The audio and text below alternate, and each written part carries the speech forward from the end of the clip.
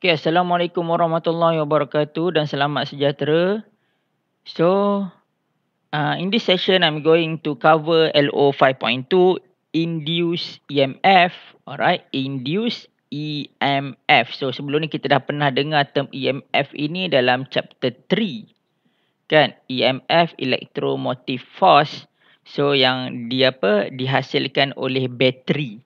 Biasanya lah bateri ataupun bateri. Okey, bateri ataupun power sources lah. Power source, power supply, EMF. Alright. So, kali ini EMF ini dihasilkan secara induction. Okey, induce EMF.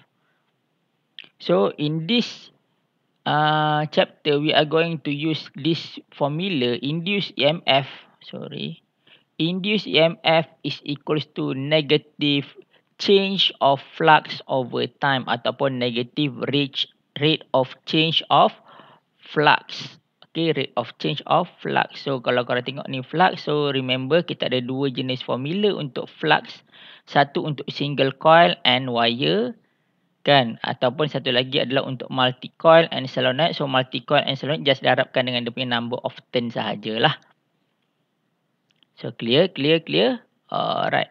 And then we are going to use Lenz's law to determine the direction of induced current. So, Lenz's law dia basically dia talking about the direction of induced current. So, direction of induced current sebab tu dia terbalik. Nah, yang ini kita akan explain kenapa, kan? Okay, kalau korang biasa dengar sebelum ni aku pernah guna Fleming hand rule, okay. So, Fleming hand rule, kalau dalam chapter 4 kita gunakan left hand rule, Fleming left hand rule. Tapi dalam chapter ini kita akan gunakan Fleming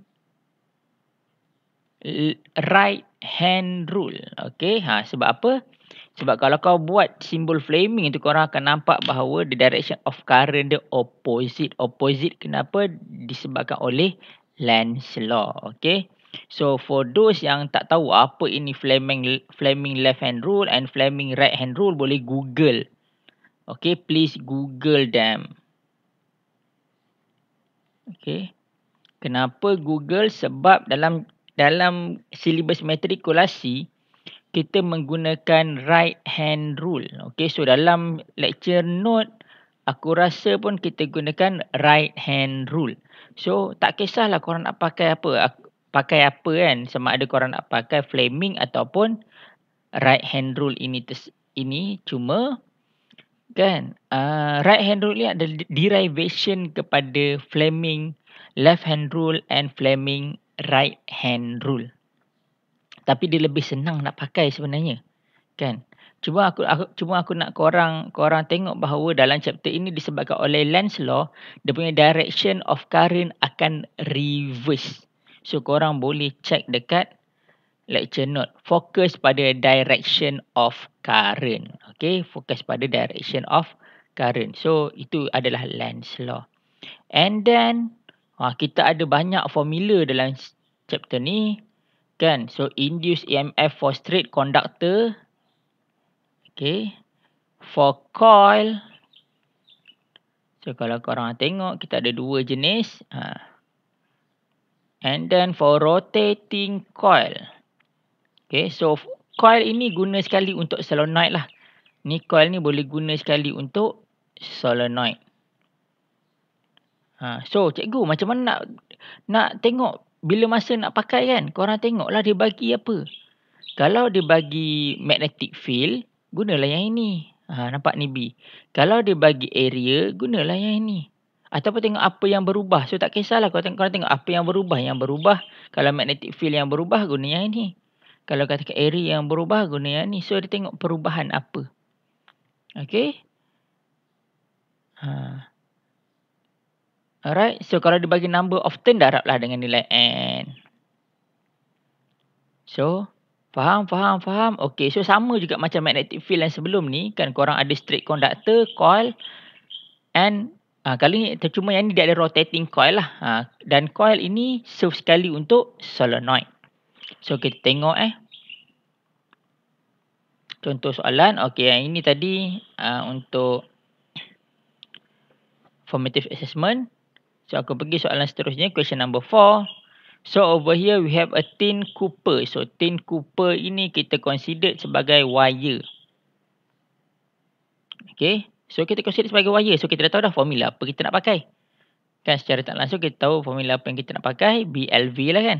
So kita refer balik. Kalau tak pasti refer balik formula. Okay, BLV sin theta. Terus tulis formula. Okay. EMF is equals to BLV sin theta. Kita tahu. So, masa korang baca soalan tu, tolong categorize. Ini adalah kes apa. Okay. So, baru korang boleh tahu formula apa yang korang nak pakai. Dan dia bagi dia punya information dekat sini. Kita nak cari the magnitude and the direction of induced current. So, direction of induced current ini dekat wire lah. Is either up or down. Okay. Sama ada naik atas ataupun turun bawah je lah. So, pilihan dia takkan ke kiri ke kanan. No way. Sebab wire tu dia menegak. Kan wire tu menegak. So, sama ada up or down. Dia takkan ada left or right. Okay, dekat sini dalam kes ini. Sebab wire, current mesti dalam wire. Itu pilihan dia lah untuk direction. So, formula yang kita nak pakai adalah BLV sin theta. Kita tahu dah ini formula ini BLV sin theta. Tapi problemnya dalam soalan, kita tak diberi langsung dia punya EMF. Kalau korang tengok tak ada EMF, dia bagi kita dia punya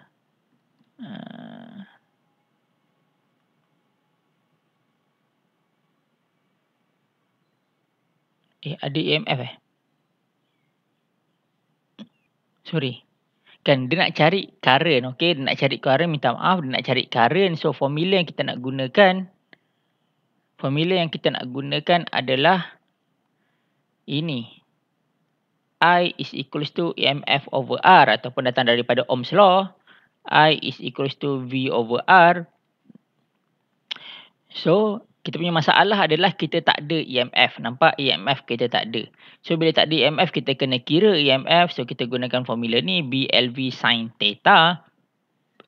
Where theta is equals to 90 degrees. Kenapa 90 degrees? Sebab angle between magnetic field and the velocity. Okay, magnetic field and the velocity sini adalah 90 darjah.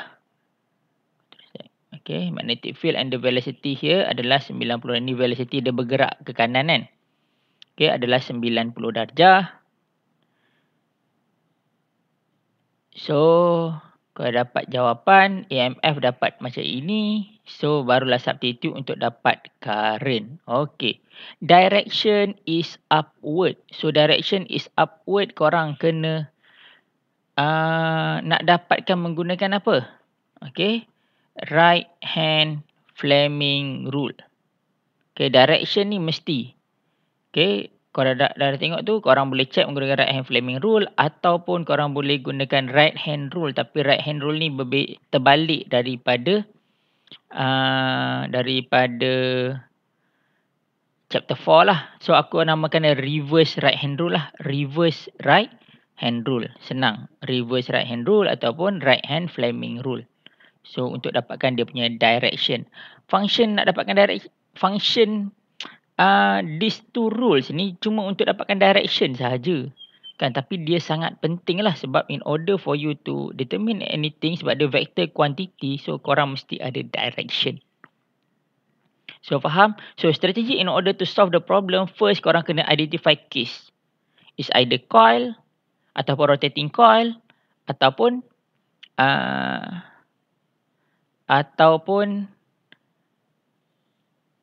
single wire. Okay, ni dalam kes ini adalah single wire. As example untuk formative assessment aku bagi key sikit. So kalau korang tengok, baca soalan. The coil is now rotated. So ini kes apa? Ini adalah rotating coil. So rotating coil dia ada satu formula sahaja. Kan? Terus gunakan. So aku bagi korang hint untuk buat formative assessment. Senang je.